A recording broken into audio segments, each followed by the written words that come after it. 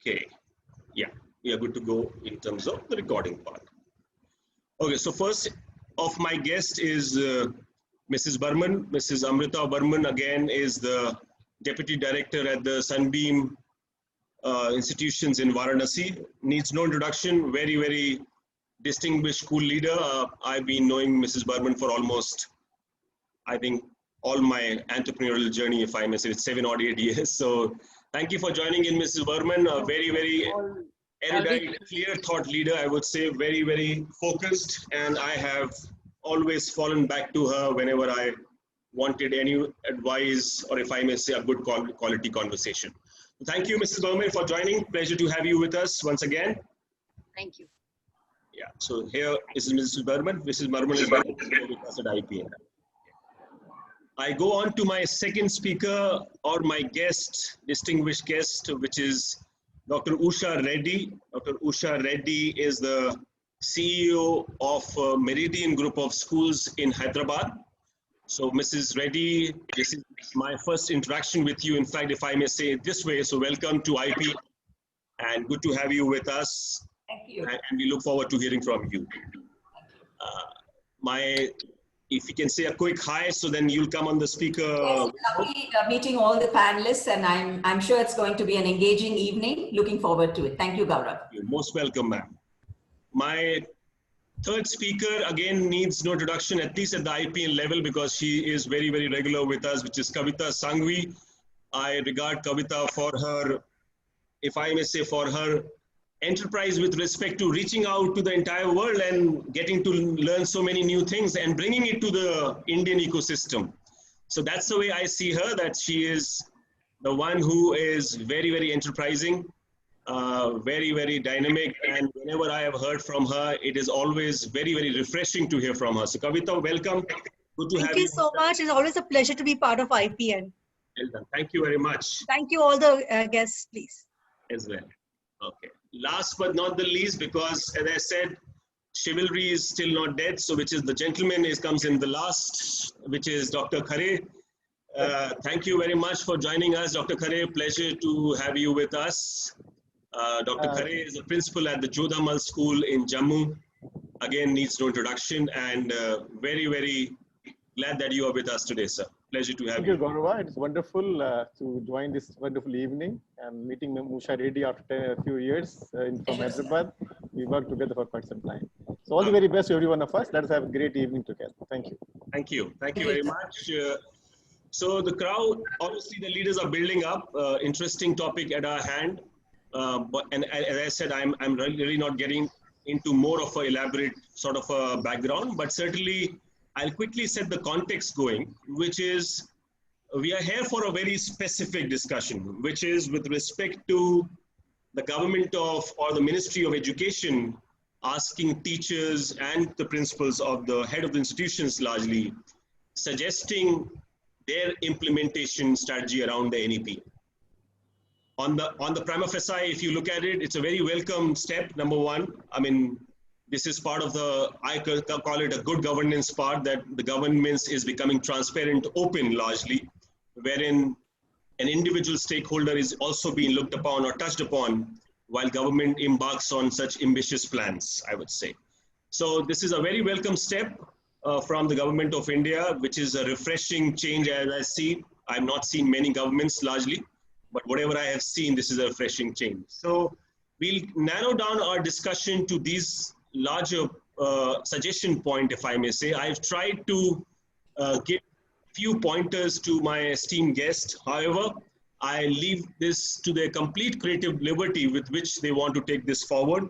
I'll quickly work out in the sequence, which is first Mrs. Reddy goes in, Dr. Usha Reddy goes in, after which I want to hear the little teacher's perspective from Kavita, then Mrs. Burman, and last I would want, as I said, chivalry is still alive, which is Dr. Khare will be with us on that. Dr. Reddy, I request you to kickstart this for us, and over to you, please.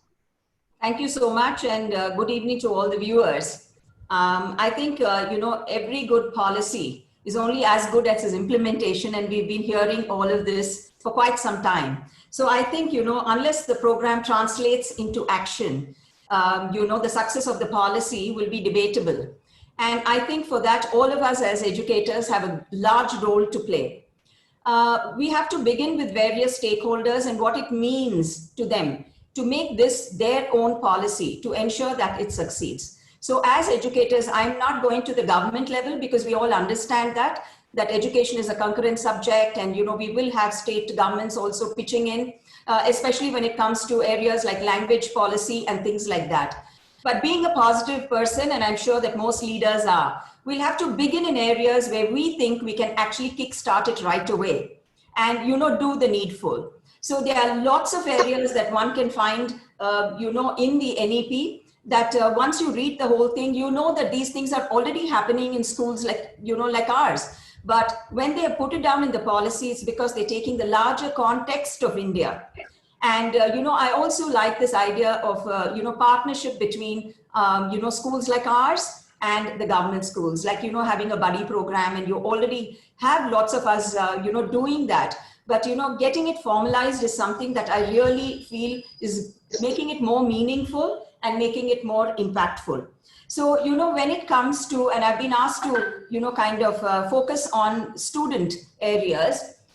So I think when it comes to a student and all the changes in the, NEP that have been mentioned, I will just run through a few of them. And one is that the reduction in the content itself, which is a welcome move. Okay. Now, I think as educators, what we need to do is that even before it gets formalized, I think we ought to talk to our teachers that discovering, the syllabus is far more important than covering it, as all of us know. So right now itself, we can look at which are the things that, learning is in concentric, circles as we see it. So what is getting repeated and how in depth can we go? This is something that, every single principal and teachers can actually sit down as a group and decide that this is what we can do to unburden the children. But before we do any of this, I think a parent's orientation along with the teachers is extremely important. So I think some of the concerns that have been cropping up from students is, okay, the curriculum is coming down. We also understand that there will be two levels, as they say, like a standard and a higher level for every subject. Now, these are things that are going to happen. So when we were discussing it with parents and with our children, we have to become inclusive schools like most of us are. So, we can begin right away by having differential, assessment patterns for the children. This is the way forward. So what is it in the NEP that impacts a student? Take it and make it a practical, actionable plan. Let's not wait for things to get into writing. Make a beginning, right now. So when it comes to parent concerns, they were reading about, not working in silos in the sense that curricular subjects and vocational subjects and everything else has got importance, equal importance. Their thing is, if the children pick these subjects, ma'am, what's going to be the future? So though the NEP does speak of higher education, where they're breaking these silos between science and humanities and everything else, where you can actually pick, let's say, like a chemistry and economics and, music, perhaps, like how you have abroad. But, by the time that gets implemented, and here we're talking of it becoming actionable in schools much quicker, then, will these kids actually get admission into the right colleges? So one area that I would like to focus on, and which I think a suggestion which would be going, is to erase these concerns about with these group of subjects. We understand it's a great move, but what are the options for the children in college? What's going to open up for them? When is it going to open up? And after college, what is the next path, which is the careers? Which companies would actually absorb them? Because, a policy, when it gets implemented at grassroots level in schools, is a great thing. But everybody has an apprehension, especially parents and children, as to what is the next step. So I look at that as an area that we need.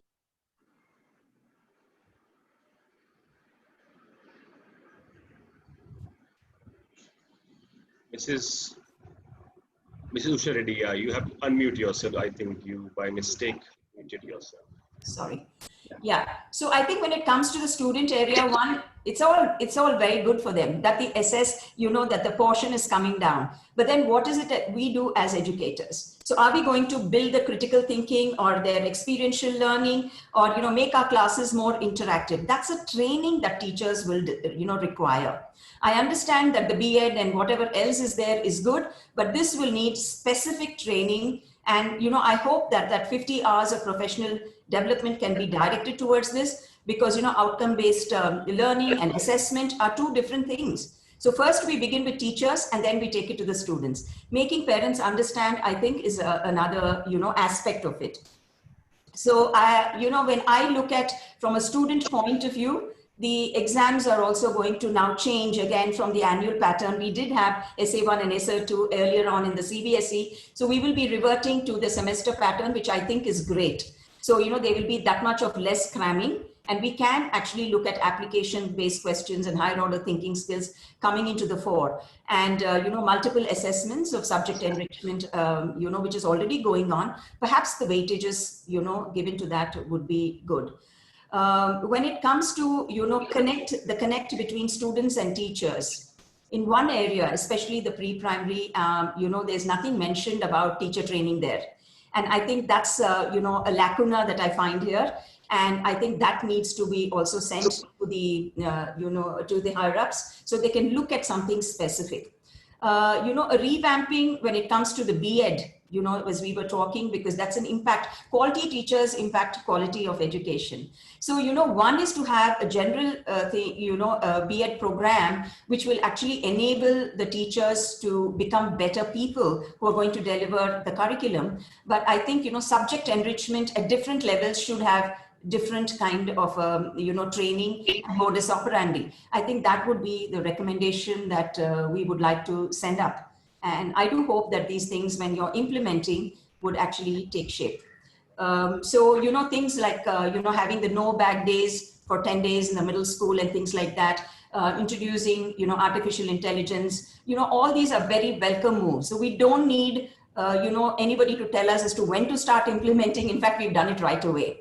And even during the pandemic, you can get like, carpentry online classes, or you can have, take them for a field trip and then have a 10-day internship with organic farming or with a scientist. So these kind of activities actually, many schools across the city have already started implementing, and that's a welcome move. That means we've taken ownership and we're implementing much before we're told to implement. Because anything in education, that touches a chord in us, we don't need anybody's permission for that. I think we should just, just go right ahead and then, kind of do it. So these are the positives that I look at. And I'm sure during the course of discussion and question answers, we would have time to share more.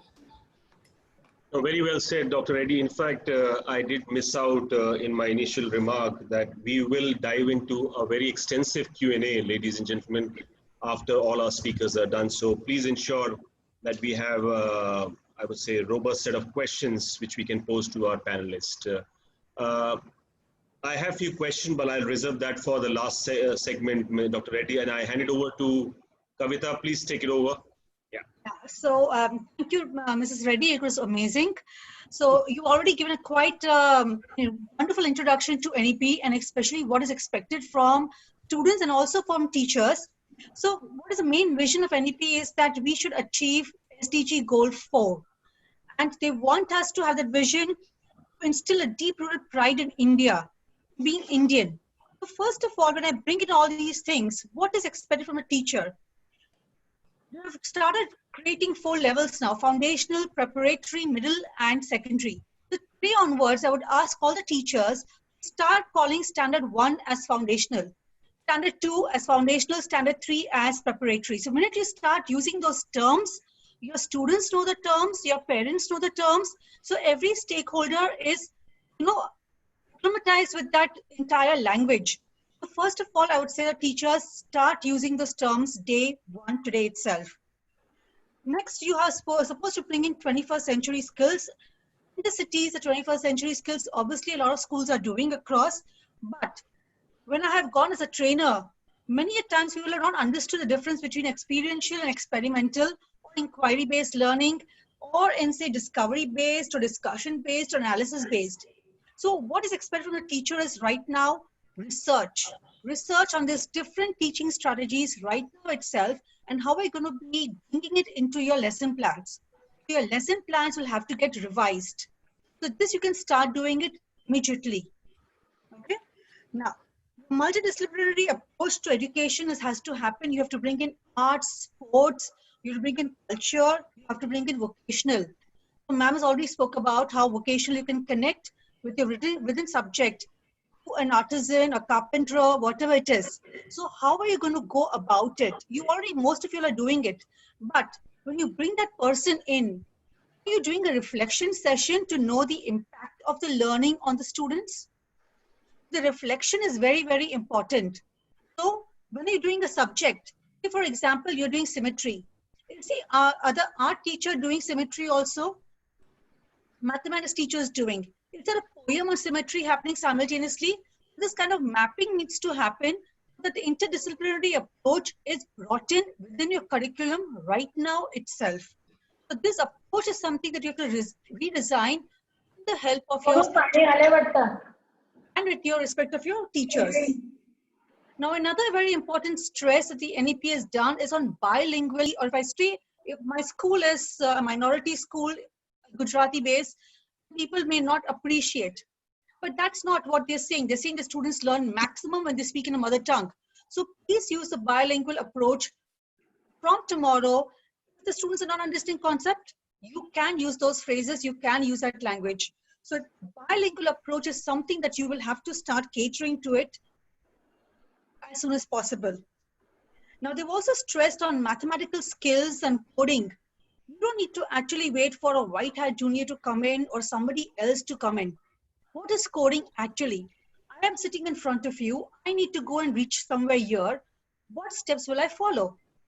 So that is that the teachers can start today itself with small games of coding.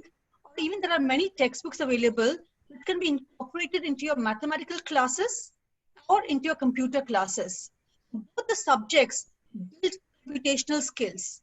This can be brought in from tomorrow. You don't need to wait for another day itself. NEP is stressing on knowledge of India. We want that every curriculum, every single thing, we are proud to be Indians. And in this knowledge of India, want us to talk about different states, the cultures, languages, all this. So we start having quizzes, competitions based around all this knowledge of India. And also within your schools right now, also you can have state exchange conducted right now. You don't need to wait for the government to tell you yes or no, but you can have the student exchange programs between states. Obviously with the virtual, it's not possible, but virtual, you can have it right now. Physical is not possible. Assessments is something that they're looking at. They want a 360-degree format for assessments, which should have cognitive, affective, and psychomotor domain. Now, most of the assessments just a mark given right now. So please, teachers, work with your students, work with your heads, and see how you can elaborate on these 3 domains so that the first term, which is going to be just in, I may say, October and November, have redesigned your report cards with the heads. That is something you can look on. Now, when Dr. Reddy spoke about training, 50 hours of PPD, I have seen IPN itself conduct so many trainings in this past 3-4 months. You can go back, review all these sessions. You can go and connect with so many other organizations offering the CPD. You can go to European SchoolNet, you can go for Pizza for You, you can go to Scientix, you can go all of them which offer free CPDs, and you can start grooming yourself for it. So these CPDs, start taking it seriously right now itself. There's a long way forward for you because they're asking you to revisit and bring in imagination and creativity into your class and a fun-based learning for students. And that can only happen when we are passionate about it. Please, my first and most important thing is be passionate and be positive. Thank you. Yes, I think I'll take your last few words more seriously than anything. That's absolutely, which is about being passionate to what you do, whatever, and everything will fall in place. So I have a few questions, Kavita, but then I'll come to you a little later.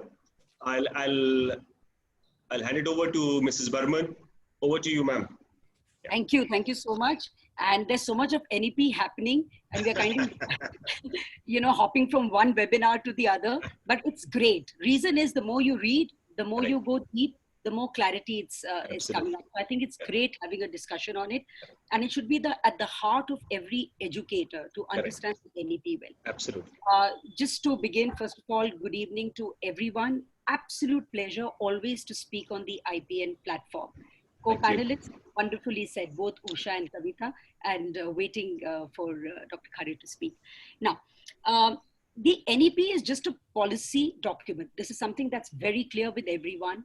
And I'm so happy that the government once again, like the way they did with the draft NEP, they asked us all to give our suggestions, and every stakeholder gave their suggestion.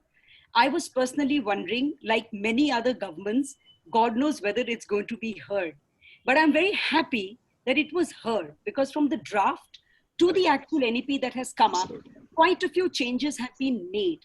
So I'm very hopeful that each one of us must take up the charge of making our voice heard there. And, there are a lot of us who are actually writing documents and giving it directly to the secretary. So I'm a part of that panel. So I'm happy that I'm sharing a part of what we are doing on that. So, first of all, I was supposed to speak from the management point of view or the director's point of view. So I think the first and the most important thing that I'd like to write and speak about to the government is, since education is on the concurrent list, many things in this document have been said will be done by the state. I'm only a little doubtful about the fact that if there is no proper coherence between the center and the state, even though the intent is good by the center, will the state take it up in the right spirit? Let me give you a very small example.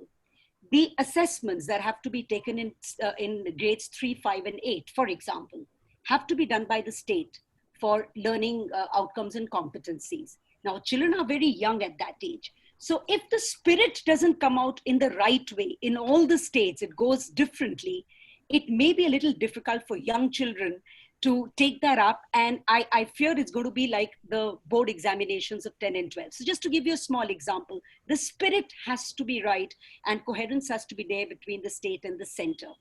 But of course, it's been talking a lot about private players coming in, and though they talk against commercialization of education, I stand up with all those. Another thing, they talk about license to start a school. Previously, what used to happen is private players used to come in to start a school. They would pick up land, they would start investing a little and then grow slowly. Again, I fear if the license to start a school means a lot of declarations right in the beginning on the amount of money you have and how can you spend and how you're taking the loans, etc.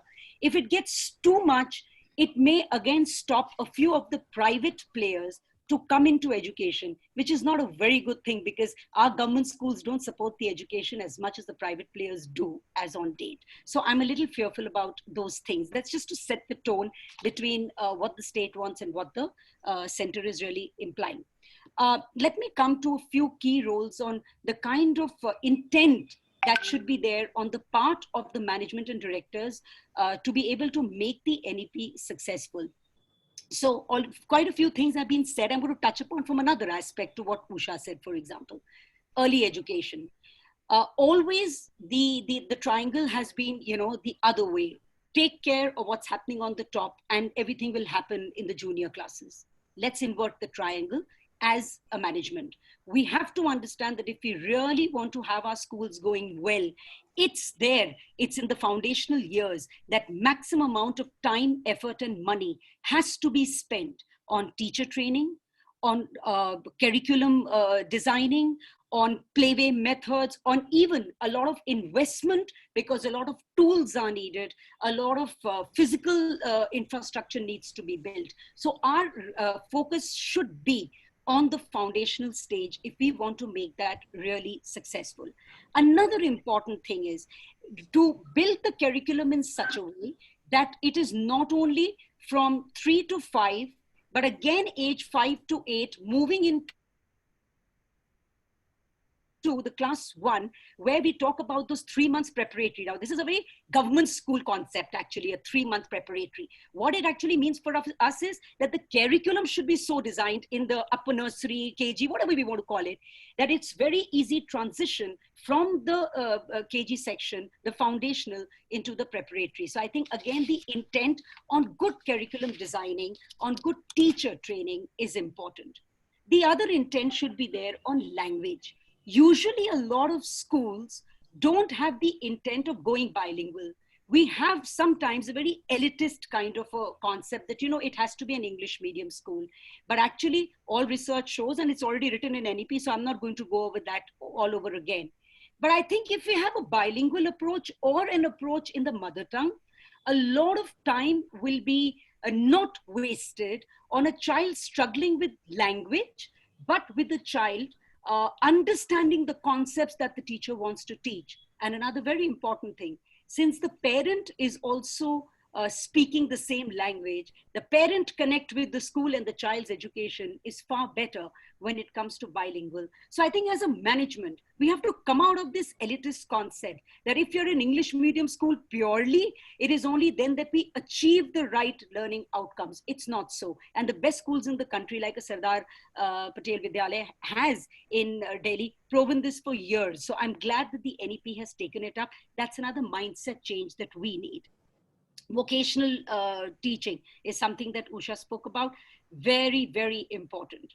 And I think that the reason why, again, we need to do it is, I would say in a school like ours, it should not only be 1 year in 6, 7, and 8. If you ask me, it should be 3 years, giving more and more of options to children, 1 in class 6, 1 in 7, 1 in 8, so that they actually get a flavor of many more, because it's going to give them choices when it goes to vocational education in the senior school, when it goes to higher education, sorry. So when you go into higher education, you've already done something, you know that this is it that I can follow.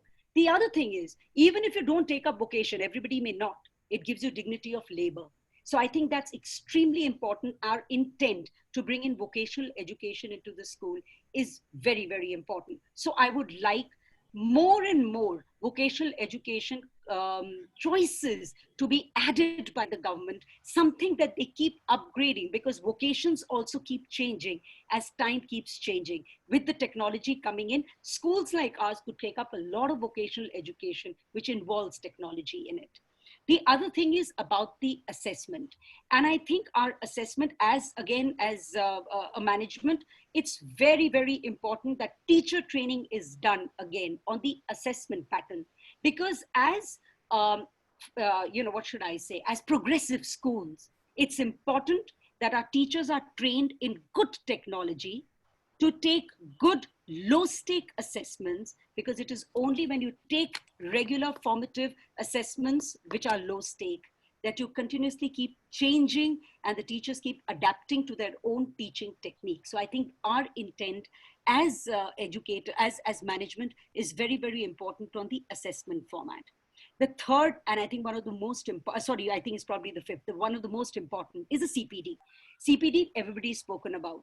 But again, it's not that continuous professional development was not there. It was always spoken about. CBSE sent us letters and letters on how we should be training our teachers. They took up a lot of, even courses. There were certain faults with it, but that's a different thing. How many schools got up to give a leave to their teachers, to invest in their training, took up outside agencies that are brilliant, some of them accredited outside agencies? Did we really spend the time, money and effort in training them? As a management, if we really want to take the school forward, teachers are the backbone. We all understand that. So we need to invest time, money, effort in the professional training, not only of our teachers, but I think the first and the most important thing is making our principals into instructional leaders. There are times when it doesn't start from the top, and that's why it doesn't percolate all the way down. So I think the intent is very, very important. One of the last things, she already spoke about the twinning and the pairing, which I love. I thought this public-private, pick up a government school, do the best you can. I think that's the best CSR any institution can do. I think there's one more thing we can do as educators, managers, teachers, everything. We have a Diksha portal. we're supposed to be, contributing to it. I think it is absolutely our fundamental duty as educators to have good practices in the school, and we need to share this on the Diksha portal, because I'm sure we all understand it is this portal that a lot of government school teachers are accessing to give good education to those children. So when we start contributing, we actually do service to the nation.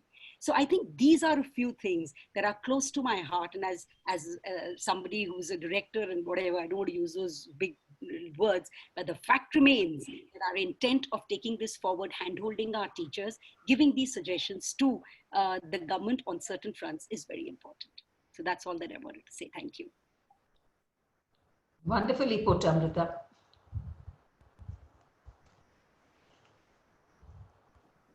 Myself. I have to unmute myself. Okay. Thank you, Mrs. Burman. I have an interesting way of putting this across, which is why Sunbeam is what Sunbeam is, because it has people like you there largely. Very well done. Thank you for your contribution.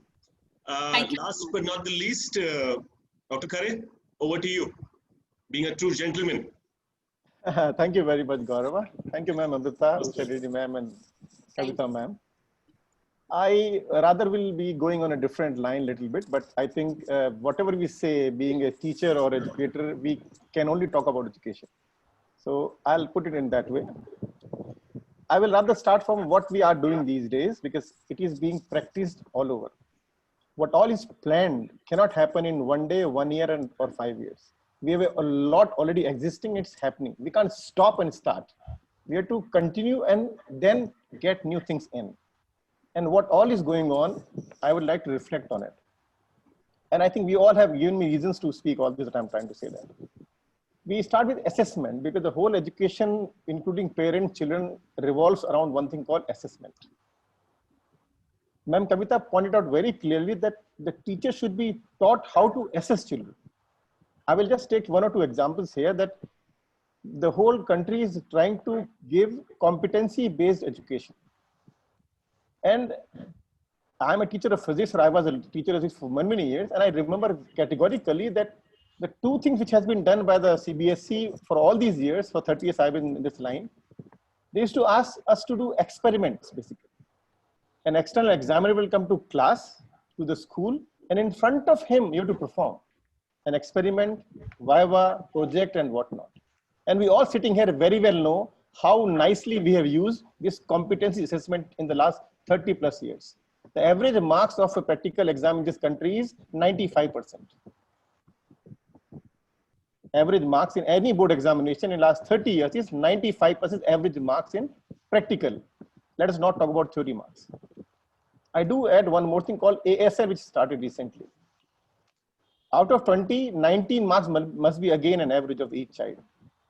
Somehow I have a very strong feeling that we are all very happy to help.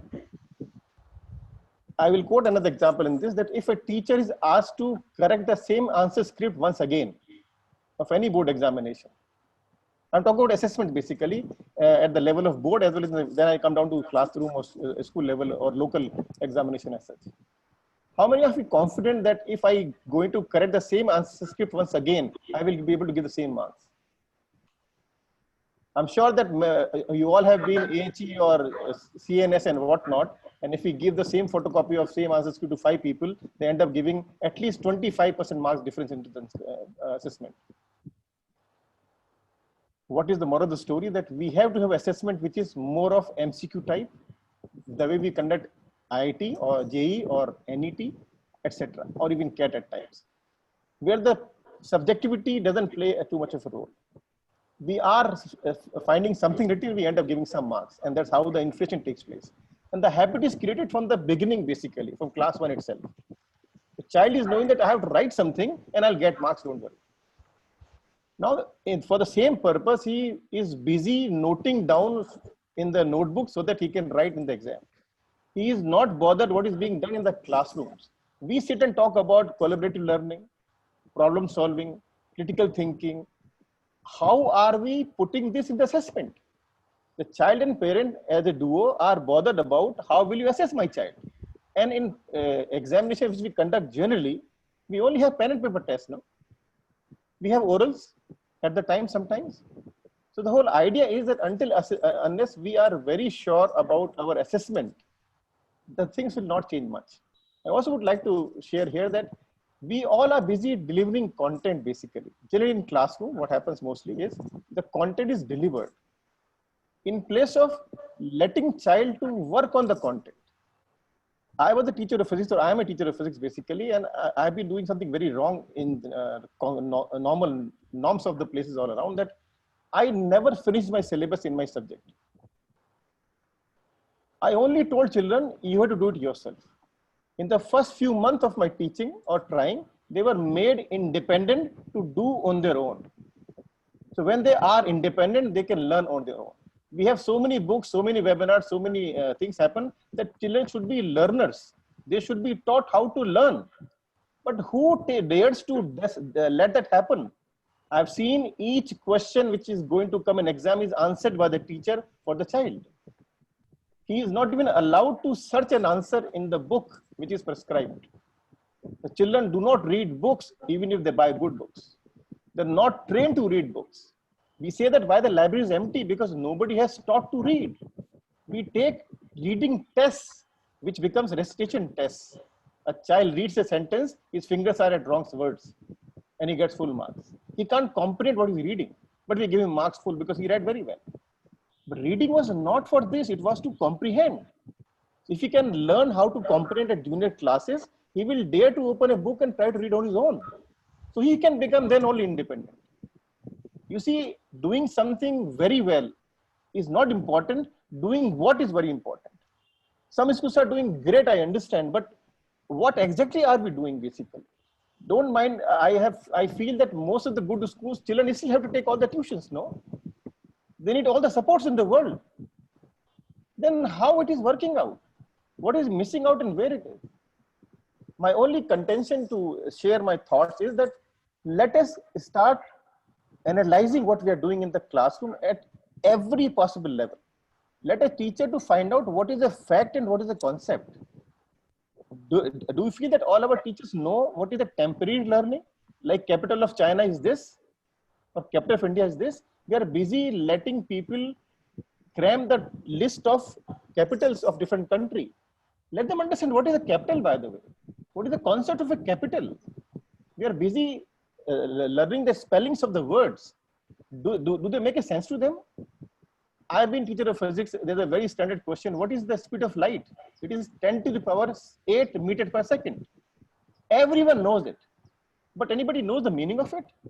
Dear friends, the meaning is that the beautiful light from my Jammu to Ma'am Reddy's Hyderabad reaches in 1/10th of a second. That is the meaning of this word. Are we ever trying to let people have the sense what they're reading, writing, or listening? We need to have a sensible education. We need to have something which makes sense to everybody. I, as a teacher, never believed that my child after 12 will go to a good college, then he'll make his life. I ensured in my own school and own my class that he'll be fit for the world once he passes out, because he'll be independent. He will not need a degree also. Let me quote here that I think 3 to 4 years earlier, the best top companies of the world like Apple and whatnot have removed the requirement of degree for their jobs. So all those who feel like going to IIT, there's no need basically. If you want to go to Apple and Google, they will take you anyway, but do you have those skills basically? So the problem which I personally feel has been with me as a teacher of physics, that we were busy trying to solve problem for children. And then we think and try to find out how will they be problem solvers. These are the few things I thought I'll just put it across. I also would like to add few things here that, say I'm a doctor, okay? And I just got a patient, he came with his parent. And the parent asked Mr. Khare, make sure that my son, who is your patient, should not go through any rigor. He should not have any pain. He will not be eating medicines which are not good in taste, and he will not be doing many things. But do treat him. Now I have to take a call. Do I take care of the disease or I make the parent and patient happy? Unless we decide as a doctor who we are and we know our job, unless we do this, in if we don't do it, we will end up teaching cursive handwriting in pre-primary classes.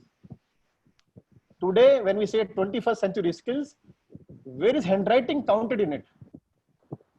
In 20th century today, I don't think I have written in the last 15, 20 years anything.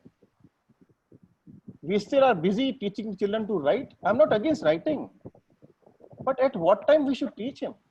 He can't know, he don't understand, but he writes and we give marks. We promote, and he has a habit of getting marks right from nursery to class 1 to class 8, then the same he wants in class 12 also. At times I see many material which is shown and shared with children has got diagrams. They don't have pictures. There are two different things. One is diagram, one is picture. Picture means the way you all can see each of us. And diagrams are drawn. Pictures are real life. And I see lots of content being shared with children which are diagrams. He is not being brought close to the life. We all have heard and discussed many times that this should be real life education. How many of us have used the experiences of children which they have out of school? I heard all the time experiential learning.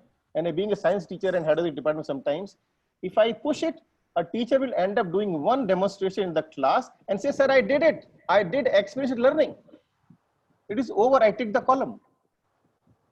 My dear friend, when a child just take out 2 mugs of water from bucket, that's an experience. And he need not to use a beaker and pipette in the chemistry lab. Can you empower him to understand that you are learning out of school? You see, at times I feel we all feel like being like gods. And we have taken on ourselves that nobody else can teach, only I can teach. Only in the school learning can take place. These are my personal concern that we are missing out the biggest resource of the universe.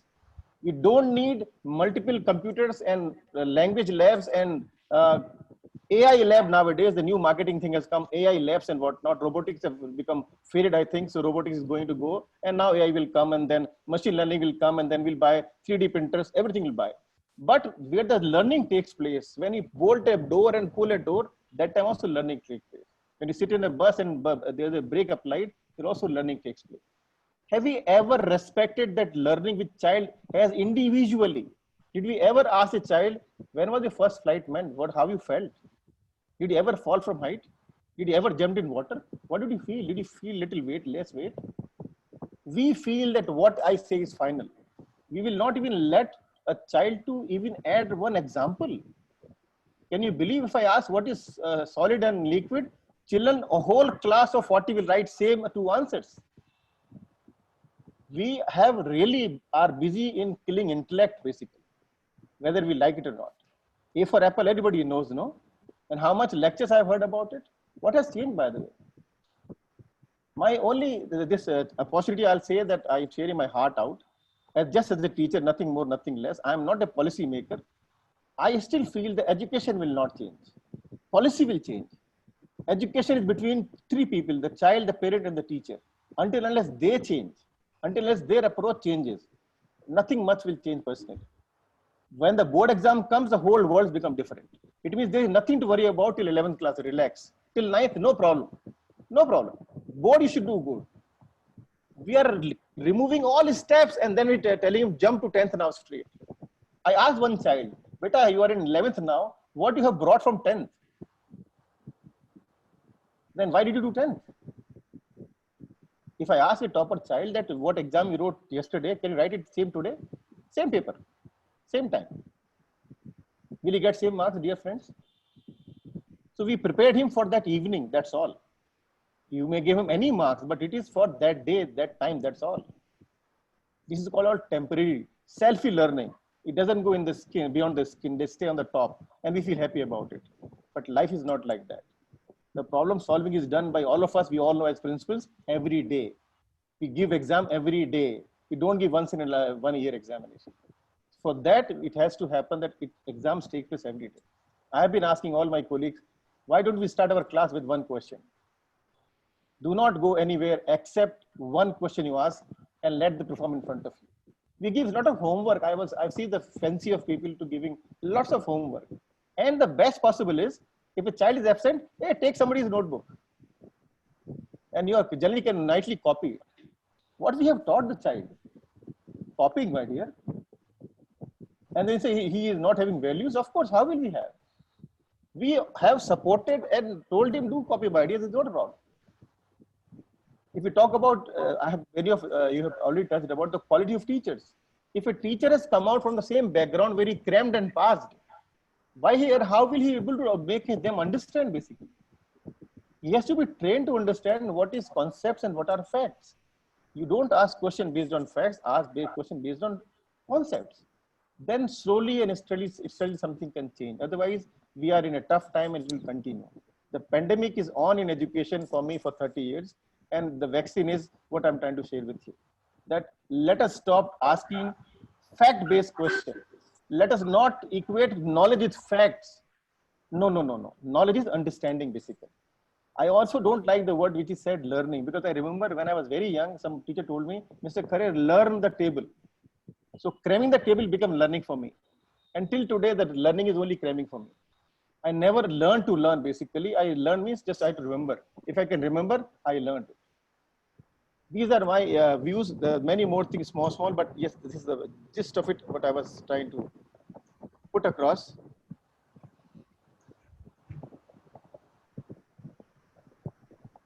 Yeah, of course. Anything else if come to mind, I'll be disturbing you all. Thank you very much. Which is why I kept you for the last. You brought in a disruptive views. I knew that this will happen. So nevertheless, but then I'll narrow it down, Khare Saab, just for the benefit of all. Given the sort of perspective you have, obviously I'm assuming you must have drawn your little view on the policy. What are your, if I may pick up few points from you, you think in Mr. which direction is a... Yeah.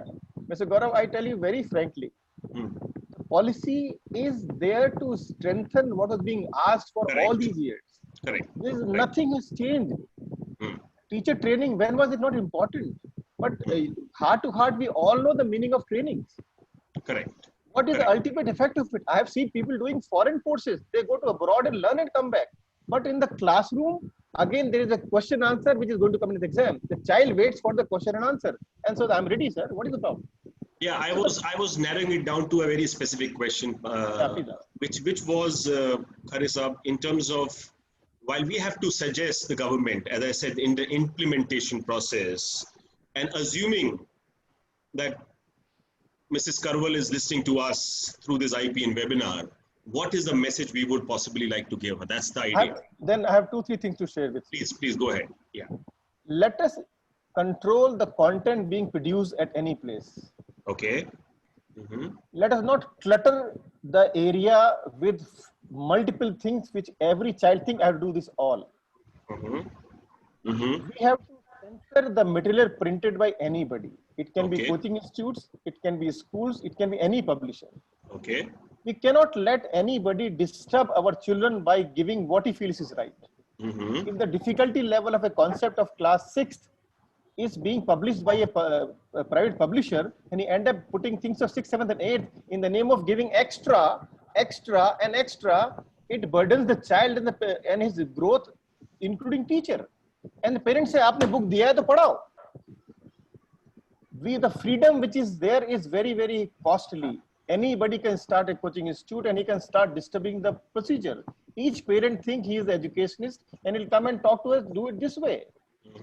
We have to have somewhere where we are let alone, but after checking our competency, our checking ability to do this great thing. Do we know that? A doctor treats a patient, bring to him normal. We are making somebody's life. We are much more important. Our interaction with parents, with the children, the influence which we create is immense. Absolutely. I wonder, I was trying to put across that the early childhood care and education is the key. But we are busy doing things faster. What he should learn in class 5, let us teach him in class 1. Let us teach him in pre-primary. NCERT has given that do not conduct any exam. How many people sitting with me here are not having exam happening in their schools? Is it not wrong what we are doing? When a child is going to prepare for exam, then he will not learn then, because the exam we conduct are not of that quality which is expected. How many times we let them only speak and share their experiences? this is my thing, that we have to be very strict about what somebody is doing. It can't be free for all, that you do anything you feel like because you are free. I'm sorry. The policy should be a serious control on what activity anybody is doing. Until you are justified and judged and finalized, then it should be done. And which is very difficult task. I've been a part of CBSE, would say, affiliation committees. I've been seeing world closely, and all that I have done. All that I know how the inspection takes place and how the things are done. Yeah. No, you were saying. Ma'am Reddy, remember we had a big program of training for what was that? Continuous and comprehensive evaluation. Do you remember? Yes. CCE. And I remember Mr. Vinny Joshi was there one day and he was talking about results, and one person said, "My result is very good." Then he said, "Yeah, you have given everybody 10 in all subjects." Now, if we leave it to teachers, if we end up doing this, then ultimately the things have not changed basically. It has not changed basically unless this is to be sorted out. My personal suggestion, Mr. Gaurav, the last line I'm speaking, the way we conduct our standard exam in the country called IIT JEE or that of NEET, continue with board exams, but there should be one exam like this which support with other exams, that I did this there and this is my CBSE marks. Don't, my dear friends who are sitting here, the child who gets 99% marks in board gets 24 marks in physics in IIT exam and he tops the country. Yeah. No, very, as I said, we 24 marks is the topper of the country. Topper of the country, yes. And the syllabus is same. Syllabus is same. The CBSE should think about it, that they are the almost same body of this. They should think. And last sentence, that each university should have one exam only all over the country. There will be no separate percentage. There should be no exam for any other university. The way there is one exam for medical, same exam should be there for universities. No need of getting marks and getting admission on that basis is what I would like to suggest. Thank you. No, thank you, Dr. Khare. As I said, very disruptive views, but then, as I said, someone has to call spade a spade at the end of the day, right? Fair enough. You took that onus. Let's open the house for a Q&A, and I will ask Commodore Bagga Saab, if you can ask your question. We'll start with you, and then we'll take it forward from there on. You'll have to unmute yourself and then ask the question.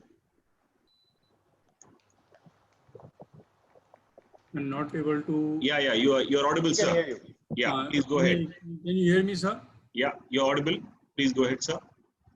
Thank you very much, sir, for giving me this particularly opportunity to ask the question. First of all, I'd like to appreciate all the participants, those who have really spoken so nice, and it was quite educative. I will not say anything beyond it because there's a time limit to it. But my two questions are there. Is there any procedure or method being worked out to recruit the teachers, or it will remain the same, that whosoever comes can do it? And my second question is, on the parallel lines, is there any procedure for the students to allocate any stream, or it will be again under the peer pressure or with the pressure of the parents? Because these are the two very important things. In case we cannot, in this policy, we cannot change these two aspects, then everything will remain same. It is open to the house. Any one panelist can answer. Fair enough. Can I go? Sure. Please go ahead, ma'am. Yeah, okay. Mrs. Burman. Actually, I've been itching to speak for some time. I love the disruptive views. But I just want to put a rider. This is not obviously for something that I stand up against, but I personally, this is a very personal call, that when we talk about control, well, I think I'm connecting it to what is the question that's being asked. I think when you're talking about teacher recruitment, let's connect it with that, okay? When we're talking about a complete revamping of the B.Ed course, when we're talking about every teacher has to be at least 4-year integrated B.Ed trained. It's something that never happened in the country. I remember when there was a 1-year course, everything was okay, whatever, hunky-dory. There are all kind of courses. We went to 2 years and there was so much of an upheaval. Thank God we've gone in for a 4-year course, because once you step out of class 12 and you decide to take B.Ed, you're committed to the course of education. You're taking it up by choice. It's not something that you didn't manage to get into anything else, and therefore you got into school teaching. So I think the recruitment has already been spoken about in the NEP very well. If you're not trained, number one, you don't stand the chance of becoming a good teacher, 4 years at least. They talk about specialization for 1 year subject and whatever. Another very important aspect they have reiterated, I hope they take it up very seriously, is the TET. TET is there already, but many schools are not taking it up seriously. I hope that TET comes up seriously, because that is also going to help every 3 years, I guess, if I'm not mistaken. 5 years and 3 years is something. So you take up an exam and then you learn, and then you become, you're considered to be still a part of the teaching fraternity. So I think another thing is teaching. The TET. The last thing is the CPD. Now, if you are a part of the teaching fraternity, you can't sleep. Every year take 50 hours. So I'm coming back to the intent. If I'm well trained, if I have my intent when I run a good school, I see no reason for control. Then I need good accreditation, which they are talking about. The school accrediting agency that they're talking about in the NEP, right? I should be accredited, and then I should be left to do things and trusted. Because in a country, if you don't trust your teachers, if you don't run people who take care of your children, I don't think it's worth it. The other thing you spoke about was the streams. In CBSE in particular, and I think it's also true in ICSE, I'm not very sure, I'm not an ICSE school person, there was never any stream. You could take up economics with chemistry, you could take up anything. The problem was higher education, which Usha very rightly mentioned, that they're talking about higher education till 2040, but I have to talk about my children now. So if I start giving them all kind of streams, they will only take it up if higher education accepts it. So it's a very good point to write to the government that, are you introducing that very soon so that I can do it in my school and my children can take it. So stream allocation was never a problem. It was higher education, which yes, I think the government needs to look into, and I'm sure that they will. So my answers to those two questions. I just joined with Amrita. Yes, ICSE also allows you to choose any choice of subjects, even in ISC, in 11th and 12th also. So you can do fashion designing and cookery also with your sciences. Ms. Vandana, your question, please. You can unmute yourself and ask the question. In fact, I'll quickly spell out the chronology of questions. After Ms. Vandana, Ms. Poonam, after there's Ms. Manju and Ms. Sandhya. These are the 4 questions in the queue. Ms. Vandana, you can ask your question, please. Unmute yourself, ma'am. I'll pass on. Ms. Poonam. And you'll have to unmute yourself.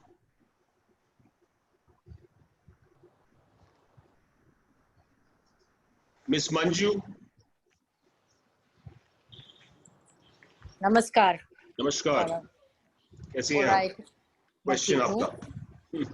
Bilingual है तो हिंदी में भी बात करेंगे, क्योंकि हमको समझ में नहीं आता, हम सिर्फ अंग्रेजी में ही बात करते हैं, तो I will speak in Hindi जैसा आपको अच्छा लगे. बिल्कुल. बिकॉज हमारे वन पैनलिस्ट ने कहा था कि हमको हर भाषा में बात करनी चाहिए, सो आई और मैं कोशिश कर रही हूँ. हम लोग भी आदत है ना वो अंग्रेजी में बोलने की हो गई है. So I go ahead with the question. My first question is, हम लोगों ने कहा कि टीचर्स ट्रेनिंग 4 years का होगा, तो मेरा पहला एप्रीहेंशन है कि 4 साल का होने के बाद क्या हमको टीचर्स मिलेंगे? Because I was part of building up a university, which was Navrachna University, and we did 4 years course. Takers नहीं थे उसमें 4 years B.Ed course के लिए. तो क्या हमको वो मिलेंगे टीचर्स, या India will become deprived of teachers as like B.Ed तो सबको मिल जाता है, लेकिन वो B.Ed जो 4 साल का होगा वो मिलेगा नहीं मिलेगा. I have my apprehension. So I for my first question. Second, इस policy में क्या मुझे कोई मदद करेगा समझने में कि is there a gifted education program का कहीं scope रखा गया है, और दूसरा accelerated learning का रखा गया है? क्योंकि क्या है, हमारा जो फ्रेम बनाया गया है फ्रेमवर्क है उसमें है 5 + 3 + 3 + 4. इतने साल लगाओगे तो सेकेंडरी सर्टिफिकेशन होगा. पर क्या हमारे पास कोई ऐसा यहाँ पर है कहानी जिसमें ये है that the accelerated programs can be achieved or giftedness can be nurtured? तीसरा मतलब ये 3 साल पर एंट्री करा और 18 नहीं अब 19 साल हो जाएगा. So my call is that मेरा बार बार ये गिफ्टेडनेस और एक्सेलरेटेड लर्निंग को लेकर क्वेश्चन मार्क आ जाता है. और चौथा जो है वो स्कूल्स का. तो सब मैं चारों क्वेश्चंस कह देती हूँ, जो जिससे बताना चाहे तो जरा हमें क्लियर करे. अगर ये स्कूल्स जो CBSE मतलब if you see our Indian education old philosophy that talked about the schools can be under a tree also. तो ये जो एक्रेडिशन की बात है और जो CBSE अभी तक भी करता रहा, और मैं CBSE इंस्पेक्टर रही हूँ बहुत साल, मैंने करीब बहुत सारे स्कूल्स को किया है, लेकिन मेरा हर बार क्वेश्चन होता है कि ये जो मकान मतलब the infrastructure is taken care and the other is like the money and everything is taken care, but मुझे तो ये लगता है पढ़ाई तो कहीं भी हो सकती है. And for that this accreditation process इस वाली NEP में भी ये है कि the accreditation will become like a big thing. So my call is all these 4 things. I would like to start a school with no infrastructure. Will I be allowed? So I rest my questions so here. Before इससे पहले कि आप जाएं, मैं चाहूंगा कि आप सारे चारों क्वेश्चन को आप इंग्लिश में एक बार ट्रांसलेट करें, बिकॉज उसका रीजन है मेरे पास चैट में क्वेश्चंस ये आ रहे हैं कि हम लोग साउथ इंडिया में हैं, प्लीज क्वेश्चन को हिंदी में ट्रांसलेट करवाइए. All right. I'll do that. Oh, I'm sure My question one is that if we have 4 years integrated B.Ed course, will we have enough teachers to teach in schools? The way the teacher education and the quality, like the teacher Correct. Teaching as a profession has been taken care. My second question is that does this policy permit me to have gifted education program or accelerated learning program, where I am not bound by 5 + 3 + 3 + 4, and that takes care that will it be the entry level being 3 years, and at 19 the child will be out of the schools. And the fourth is, should there be the schools where accreditation based on the infrastructure, the money in pocket, and all that. I would prefer to start a school under a tree and give what Dr. Khare was saying, give them those skills, the learning skills, and let them find out their own resources and learn and move on. All right. Thank you, Manjuji. Thank you very much. Gaurav, can I take the first question? Yeah, please. So the first one, ma'am, that when the managements start paying 7th pay to everybody, all the teachers will join in. Because today, when you see the scenario with the virtual, whatever is happening, we teachers are in a very safe place, most of us. So yes, I see a good amount of people joining the teaching profession. And when we start giving respect to everybody, people will. So yes, I truly believe it's going to be successful. Second, where they have for gifted learners, yes, they do have. Want all the provisions for gifted learners, special educators, they're wanting to bring in help learners of every kind. So they have provisions for this, and they've taken it very strongly. And if Amrita can add to it, she can add more points to it also. Okay, I don't know whether somebody else wanted to go, but I am going to go for all 4. I'll make it very clear. So when you started many years back, and you said that you had started at Navrachana, a 4-year teacher course, the point is that at that time in the country, or even today, I mean, of course, new admissions won't happen. There were other options. There was either a 1 year or there was a 2 years, because the 2 years has been introduced just a few years back. So why would anybody go in for a 4 when I can become a teacher by choice after 2 years of B.Ed? So obviously, I guess that's the reason why people didn't go. So I completely feel that yes, you will get teachers. You won't only get teachers. I think you'll get better, committed, passionate teachers. I'm very strongly. I feel. Brilliant. For gifted, I go with Kavita. If you read the NEP, almost at many points, they have mentioned about Divyang. In fact, even in the higher education, they've mentioned that. They have spoken about CWSN children. They have spoken about children getting left behind in many ways. So they have spoken about children with special needs. They've spoken about children who are more intelligent and gifted and need to be given special attention. I said both the things have been taken care of, both sides of the gamut. For the accelerated, first of all, the 5+3+3+4 is just a reformation of the 10+2. Okay. The only thing is that previously also children used to go to preschools, but they were kind of unrecognized. Today, when it gets recognition, I think it'll get a better curriculum. It'll get better teachers because teachers will get trained specially for it. I still remember, ma'am, whenever I used to write to the government and I used to give all my data, I used to put my nursery, LKG, UKG in, and it used to come back, isko aap kyun likh rahi hain? Hum to class 1 se shuru karte hain. And I used to say, but my school starts from nursery. I'm sorry, please accept it.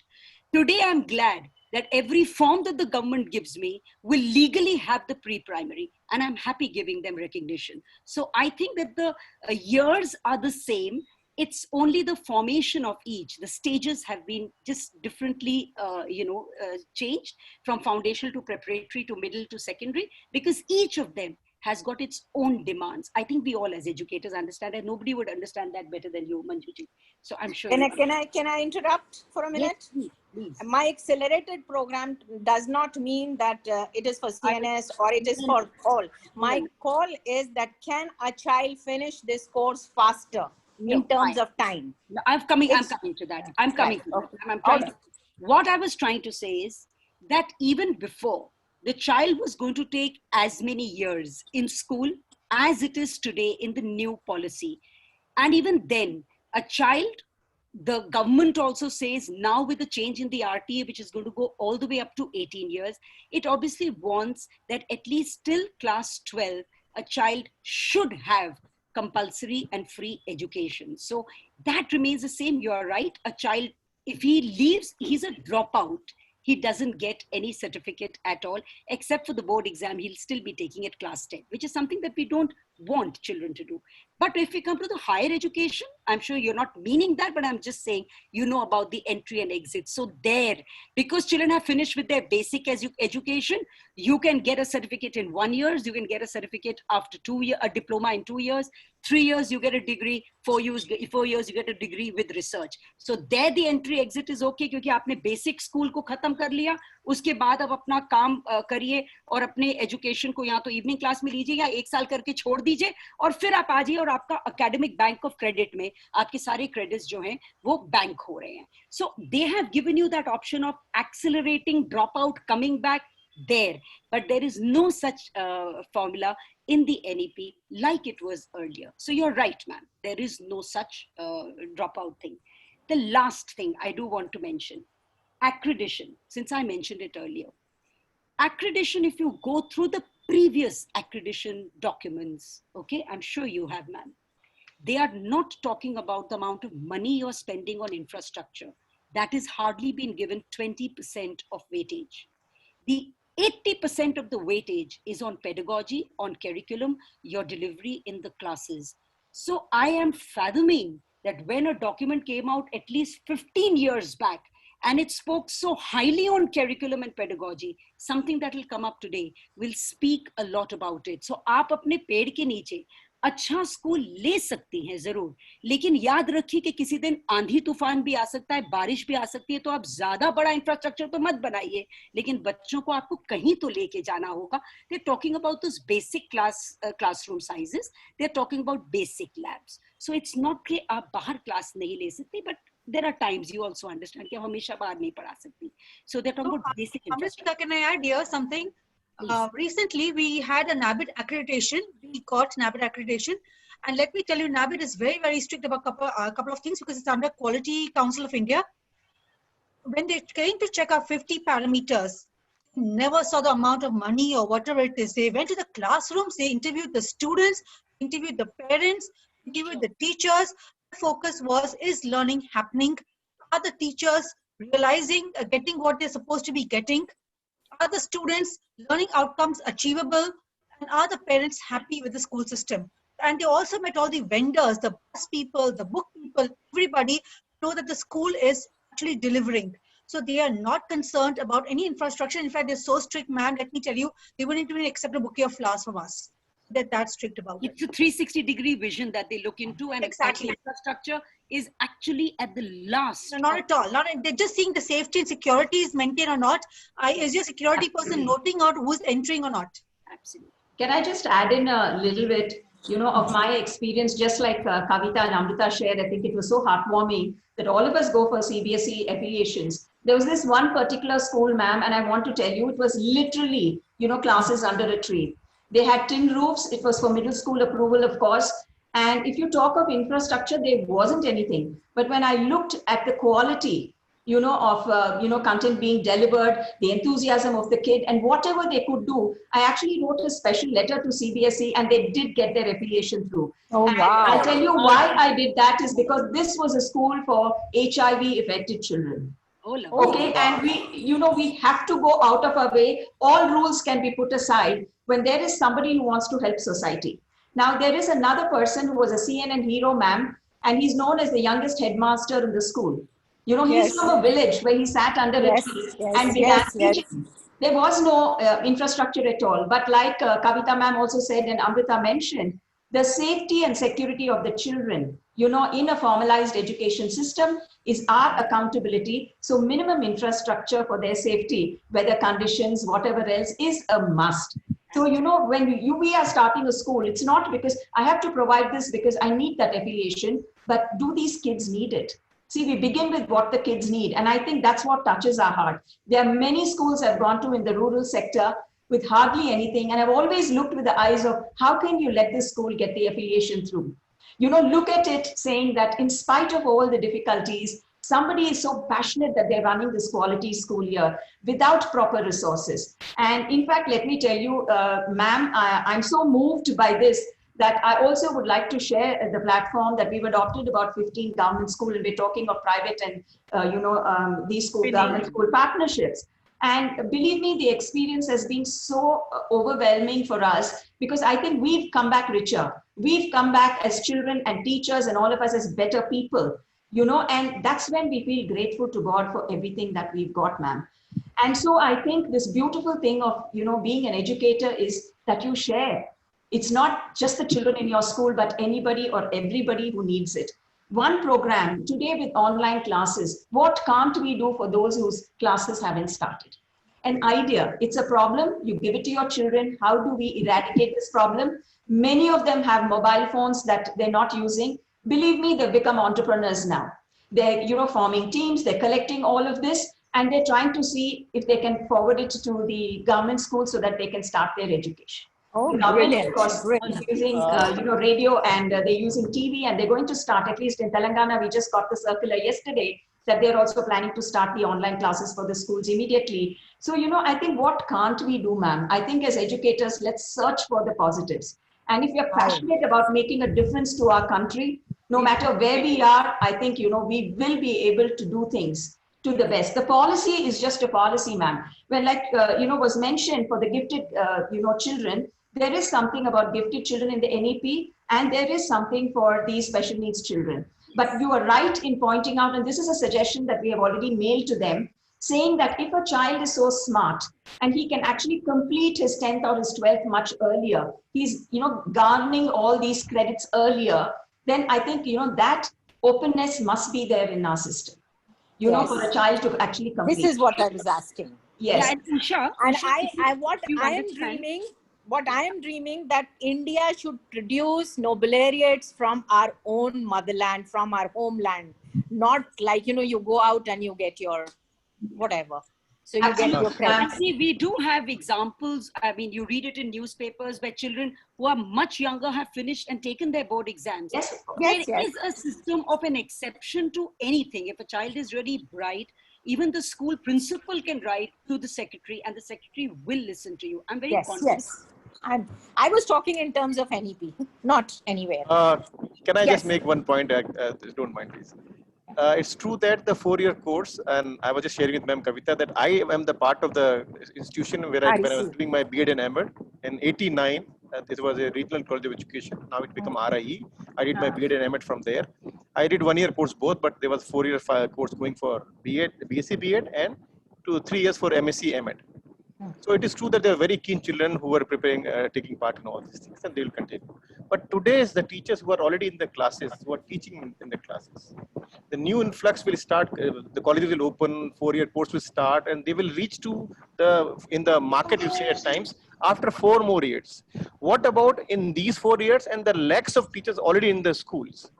I think we all have been roaming around. One word was hearing was passionate. The training is much more required on the passion side, basically. Teaching is an art, and let us not try to make one shape size fits to all. You do any number of trainings, no two teachers can teach identically. I have a strong feeling because I am a teacher, that's all. No teacher can ever teach identically. Then the only one thing which can be common is the ability to create interest of the child in the subject. I repeat, if teachers are taught only one thing, that how will you create interest of the child in the subject you are teaching? Don't teach him. Don't control his learning. Just let him make interested in the subject. We all have children at home. Somebody is playing PS4 whole day, whole night. Somebody is watching video whole day night. Somebody waking up for football 2 o'clock night. Because they are interested. They break all open your mobiles. They are interested. But they are not interested in physics, chemistry, mathematics. They are punished by learning all these things. So until unless this two basic thing, that I love what I do as a passionate teacher, and I know how to sell my product, that is interest of the subject, not the content of the subject. If these two things can be trained in, I don't know which training is there for this, I really don't know. All right, because I'm trying for 30 plus years and I literally failed in every exam of letting people becoming passionate about it. They all were very busy to make money, get name and all that. I'm not denying that, and promote it and all that. Are you passionate about it? Do you feel happy when you see or do all these things? Until unless a child see passionate teacher, it will be a difficult task all the time to us. This is what I personally feel. So training has to have this major ingredient. If short-term courses can be evolved by for this particular thing, a lot can change immediately. Otherwise, we have to wait for a long, long time, I personally feel. Thank you. Sandhya Venkatesh, your question. It took some time us to reach there. No problem, Gaurav.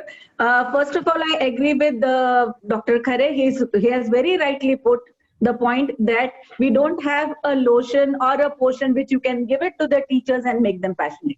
It is inborn. My question is straight. Is government trying to push the buck of foundational literacy and numeracy?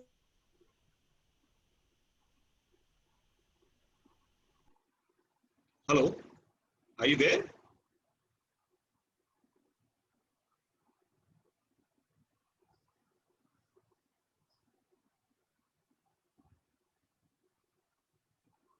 Literacy and numeracy and all.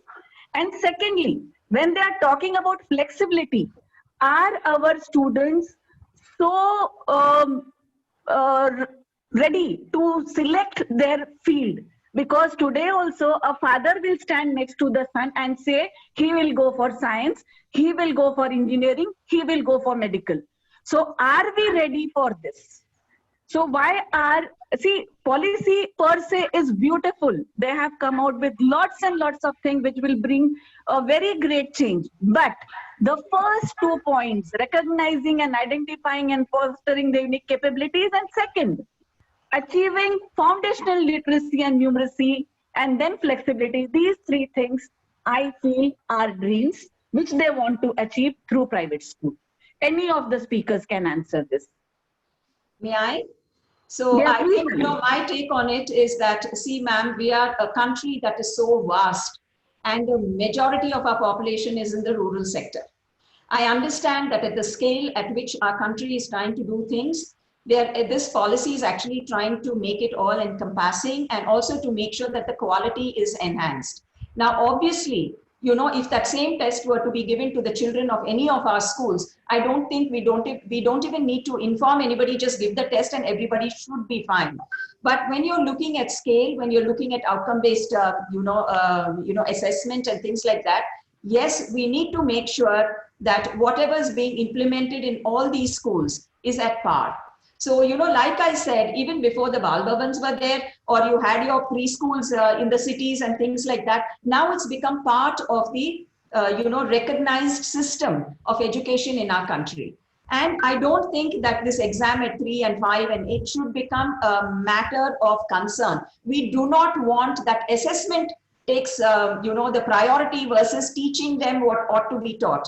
Then, what will happen, that stress of the children at 3 and 5 and 8 would become, in fact, even more. So I think somewhere, if you're trying to implement something, unless it is validated, then we can never prove ourselves to, or move ourselves towards improvement. And they very clearly mentioned that this assessment is only for remediation. They're very clear about it. So let them take stock, about all this, and to get everybody on, one dashboard to see the performance and have algorithms that will, kind of throw out some light for improvement is, I guess, at the scale at which the government functions, maybe it is required. I don't think we as educators need to worry about that. We just continue to do what you're doing, ma'am. And I think we'll all be, fine and safe.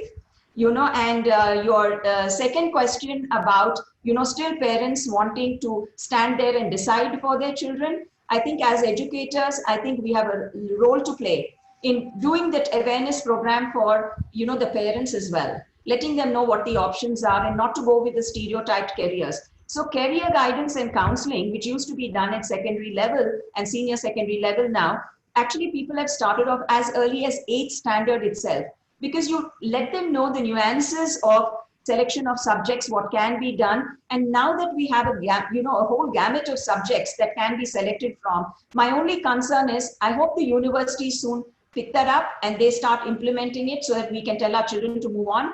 And the job market. See, anything that we are preparing our children for, most of the jobs that they will actually get, we do not even know, and we're preparing them for the unknown. So having industry also as part of this decision is something that the government must look at. So if they clearly spell out that these are the skills that we want. So with these skills, no matter what subject it is or what degree you get, you're going to get, and that many of the top companies, by the way, have already said, we're not concerned with degrees and certificates anymore. It's the skills. So if a kid in 10th has actually got the skills that somebody who even after engineering doesn't have, the kid will still get the job. So, these are rare examples at this point, but in the years to come, we do hope that, the market will open up, and we're talking of true skills that are required for the career. So as educators, we have to orient the parents. As teachers, we have to start talking to our children and build the confidence in them that, whatever they want to do, they ought to do. So I think, Dr. Deep was also, rightly talking about being passionate about something. And the children, quite often come say, man, but I don't know what I'm passionate about. Because, that's why we're giving them, access to a lot of things and explain to them about a lot of things and their openings. And of course, by and by, unless you, kind of take that first step, the child, they will not know what they're good at.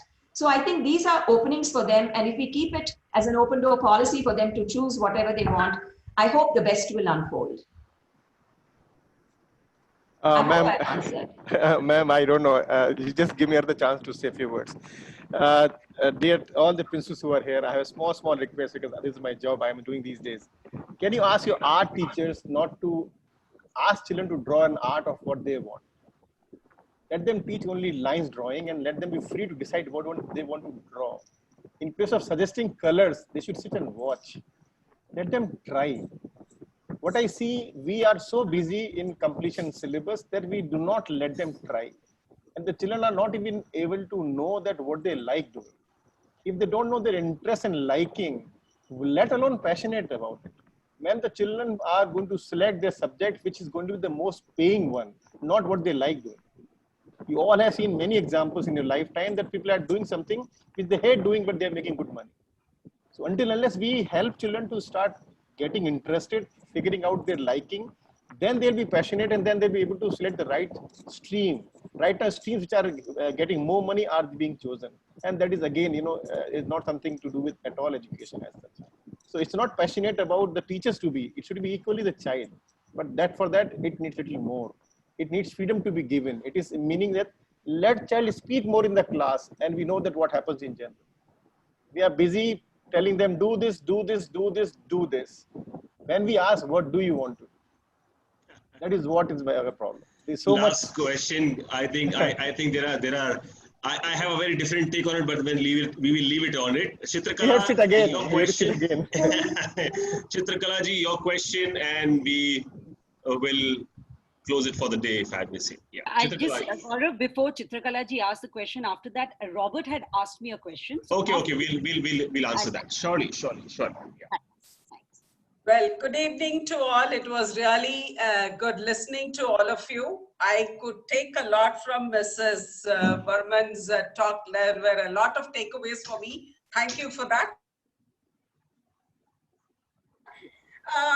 I can say one is a concern and a question. The second one would be a suggestion that I have. The first one is, when we go through the NEP at quite a number of places, I can see it a kind of, I don't know whether the terminology I'm going to use would be right or not, but I feel it's surrendered to the state government, saying that, you can do whatever the state says we can do. It differs state to state.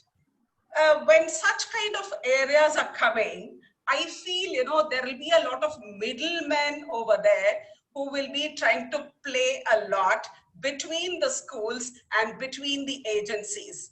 It's a big concern that I feel, something should be there. This has to be presented to the, concerned authorities so that they find a way to stop this, because already, to get accreditation, to get affiliation, it's a huge thing, And as Mrs. Gupta said, I would run a school under a tree. That's such an excellent thing. We would all love to do that. But unfortunately, like how Mrs. Usha Reddy said, if there's a tufan or something, where do we go? So it's a real concern. This kind of, surrendering few things to certain agencies may develop a lot of middlemen in between, number one. Number two, regarding the training of teachers, yes, when the 4 years B.Ed is done, before that we should ask a question, are the students who are passing out in the 12th are ready to become teachers? Because already in India, we have a situation who was not selected for anything else become a teacher. That is why in schools we have a struggle to train the teachers, because most of them don't come by choice. They come by chance. So it's a big trouble there. So they have to get, as we are telling, the parents have to decide, the children have to decide. If I'm going to complete by 12th, I want to become a teacher. For that, the teachers who are already there should be passionate teachers, as Dr. Kare said.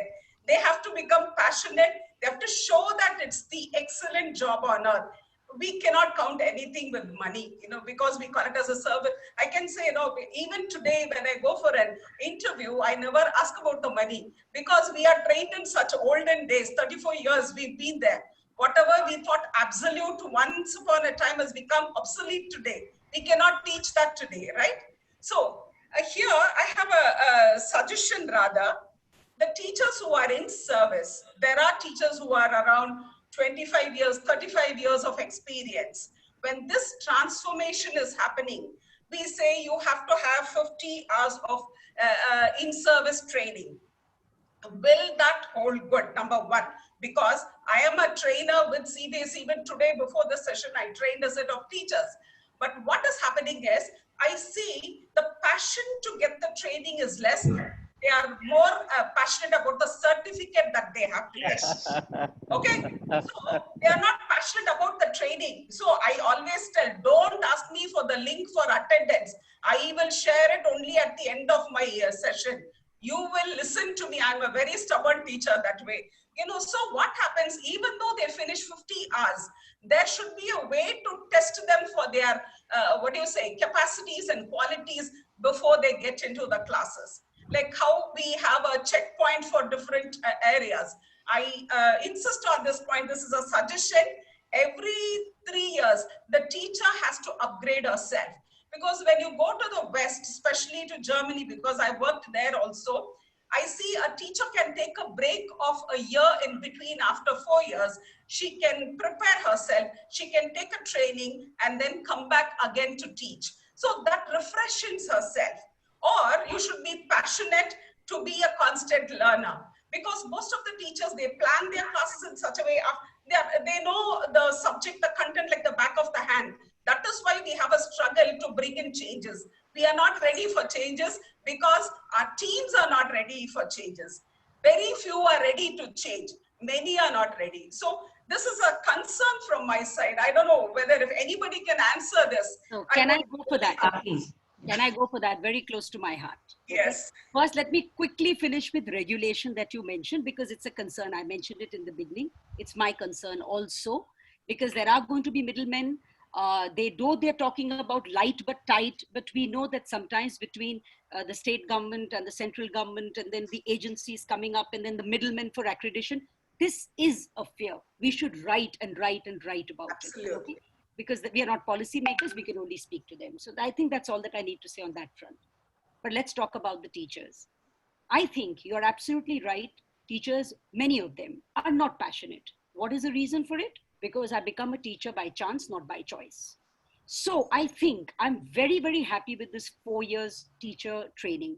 Yes. Because once I step out of class 12, like I take up engineering as a profession and I'm passionate about it, and I'm preparing for 2 years, going for coaching and sitting for, my JE, etc.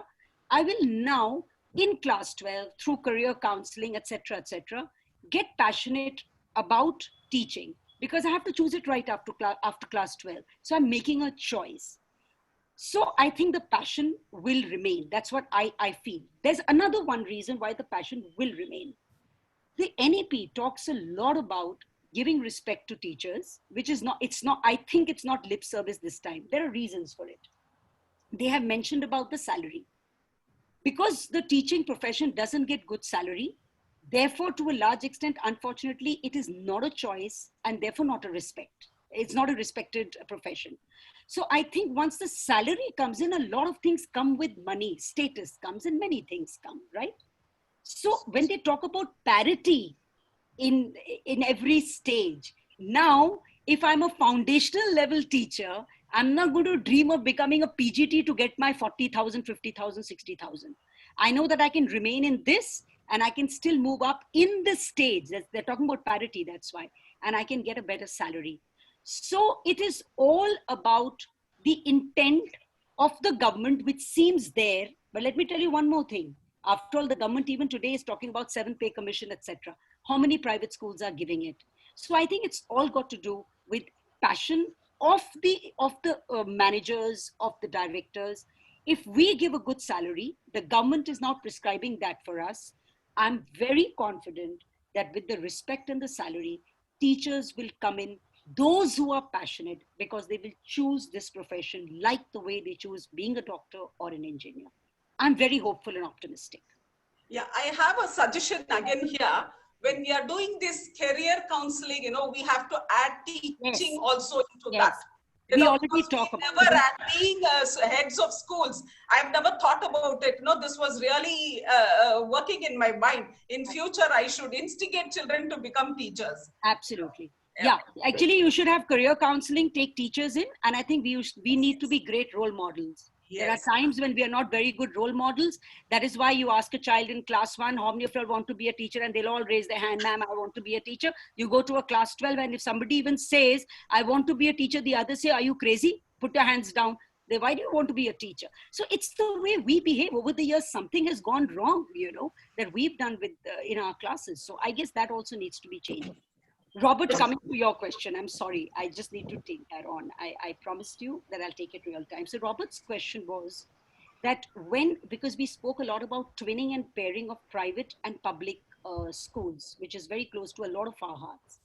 So is it that we are going to become too patronizing, prescriptive towards them, and therefore the government schools don't feel a little demeaned, as though we are coming in to teach them something because we know more than them? I think it's a very, very genuine concern. Very genuine concern. I love the question because I think that should be everyone's concern. So therefore, what we do, and I'm sure what Usha said, she also has been working with a lot of government schools.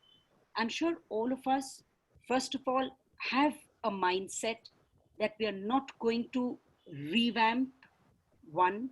Number two, we don't come with the mindset that the government schools don't know, because some of them are very good. Some of the teachers are very good. It's important for us to accept the fact, to start with, that they are good. as good as probably we are. The way we need certain changes because we need to learn as institutions, they also need to learn and evolve. So I think when this mindset is there, it won't become prescriptive or demeaning. The other thing is, the way we have been doing a lot of twinning already on our own, it's a very good idea to just simply to start with do a few exchanges of students and teachers.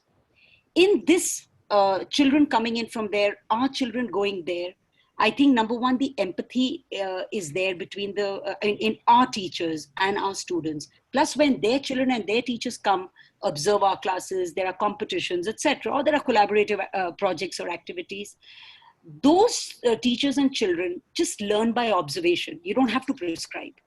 They just see you, they come to you, they come, and you have to make it a point that they don't get overawed by you. So you have to be particular about what is it that you show to them. If I'm just going to show technology and this and that, things that you can buy with a lot of money, that's not going to be a very good idea. So I think we don't need to be prescriptive. We need to be accepting. It has to be an observation process, slow hand-holding and sharing of best practices. And the intention has to be right. So that's what I wanted to tell you, Robert. Amrita, I think you put it very, rightly. But, sometimes I think, we go with this intention that we are the ones who are going to give them something, but quite often we learn and come back. And, especially making good teaching aids with the available resources, coming up with innovation and creativity, these children are amazing. I'm telling you hands down that if there were to be a science competition, these kids will come up with ideas that, perhaps our kids will just look into the internet, but they will come up with original ideas. So quite often, it's been very, very humbling that, these children actually fare very well. The teachers are also reasonably good and passionate about whatever they do. So let it be a two-way process. This partnership is always a two-way learning process and exchange of ideas towards a better India, of course. Yes, Gurdeep requested me to ask this final question. Let this be the final question. Thank you, Gaurav, and I'm really going to make it brief, like you said. Now, first of all, excellent speakers. Thank you so much. What I want to talk about is now NEP. I think ultimate aim is employability, right? So, aren't we missing the community connect somewhere? For example, we are not connecting today with yesterday. When I say that, I mean to say, like, suppose we are talking about, privatization of coal mining. We are not talking about it today. Somebody mentioned Industry Connect. We are not talking about it today. We will wait for the child to give an entrance exam some few years back and later, and then we will talk about it. Why aren't we? I want to ask you, is there something where this community connect is there? We need to make a connection before a correction. So I want, for example, we were talking about locus, or we are talking about plasma in a corona situation. Why can't we start from here and go backwards and ensure that learning takes place? Is there something like this in the NEP where we can, or probably we have to do it on our own? Ma'am, I think it's very much mentioned. If you're talking of a connect between the present and the past, one of the points that NEP has is that, the knowledge of our own country, and the contribution of ancient India in every sphere, mathematics, astronomy, and so on and so forth to the world. And, it's not enough if we just, kind of try to make a connect with our past of how great our country was. I think currently what's happening also, we need to see, for example, you were talking of the current pandemic situation. You were so right. And didn't Indians find solutions now? Didn't they become entrepreneurs overnight? And didn't they start producing things like PPEs and ventilators and so on? So where there's a crisis, Indians have, the ability to sustain and overcome these. So when we talk of problem solving in schools, I think we have to connect it to what is happening currently. Absolutely. Now, when it comes to, the other aspects that you were talking, the NEP also speaks about teaching children to do what is right. So that is the community aspect also, and the value-based system and character building. So, things like, enhancing empathy, compassion, and being democratic, having, being patriotic, understanding justice and liberty, all this is also mentioned. So it's not enough to teach it like it's a civics, lesson or something. But to say, is it what is happening now in our government? That is for us teachers to do. See, everything cannot be put down in the policy, but when we find that there is a point, actually we can make a revised lesson plan, like, you can take it stage-wise from each class to their level, age appropriate, and make sure, is there a community service that they're doing, whether it's a Swachh Bharat or it's something else to do with environment or whatever it is. Are we not making that connect is what I'm trying to ask. We have to do it. I think many schools are doing it. And, and also, it also mentions that things like, drug abuse and those things are also mentioned. How much more can be put into a policy? So I think we look at that and take it from there. So probably it has to trickle down and not any one school or two schools. Yes, ma'am. And also, that 10 days of, that vocational, that internship program that they have for the middle school that they're suggesting. Yes. 1 year. Absolutely, yeah. Absolutely, can be utilized, to train children with community service or with a skill, carpentry, it could be anything, whatever they want to do. So, that 10 days of bagless days, as it's called, are going to be effective, So I just want to say one little thing before we wind up. Why I'm very optimistic is, I'm sure a lot of us went through the draft NEP, sent our recommendations in. And now that the NEPs come up, when the draft came up about a year back or so, there was no pandemic, obviously. Today there's a pandemic, and this whole thing has evolved during the pandemic, okay? They've added a chapter on online and digital education, and they're talking about the pandemic, which means that anything that is happening present has not been neglected. So I think we should have hope. We have to stand up very optimistically that the government is genuinely looking for a change. And when they say there's a political will, I think we need to stand up in terms of getting implemented in our schools what the government well-intentionally wants us to do. So I just wanted that to be my closing words. Very rightly said. Absolutely. Okay. So this is the beauty of having good speakers, that my job was largely to say thank you very much, right? So thank you very much, everybody. And which is, I personally feel very, very good takeaways. I think we have to look at this as a document, but I will just make one mention, which I really like, that we have already started doing this, which is Mr. Usha Reddy said. I think she said that we have already started implementing. We are not waiting for people to help us and say that we will now start implementing. And I think the very fact we can stay till 7 o'clock in these numbers, which shows that we have the right intent at the end of the day. So thank you very much. I will start with Dr. Usha Reddy. Thank you for joining in, ma'am. Pleasure having you with us. Mrs. Burman, always a pleasure having you. Kavita, you're not there. I believe you've left, but if you're there, thank you very much for joining in. And lastly, Dr. Kharesa, I have ensured that I will get into a lot of training for IP leaders through you. That is for sure, which is for teachers. When you say such a disruptive thought, you have to plan the teachers. Now you have to train the teachers, I'm sure. Right? I'm sure everyone will agree to me that Gaurav Sahib, training की जरूरत नहीं है. नहीं है. सच्चाई को देखने की, they have to look at it. They have to just close their eyes and sit. My dear, we don't need how many trainings we already have given. How much has changed? नहीं. अब हम लोग training का माध्यम, मतलब training का भी देखिए क्या होता है. जो थोड़ा दिल ढूंढना पड़ेगा, बहुत बदलेगा. दिमाग थोड़ा शांत करके जुड़वाइएगा. मेरा वही मानना है, वो आप जुड़वाइएगा. So having said this, whatever I have my capacity, I'll do. I'm able to round the clock. Thank you. Thank you very much, everyone. Thank you so much. An absolute pleasure. Thank you so much. Take care and have a great evening. And thank you to the audience. You've been very good. Thank you. Thank you. Bye-bye. Thanks.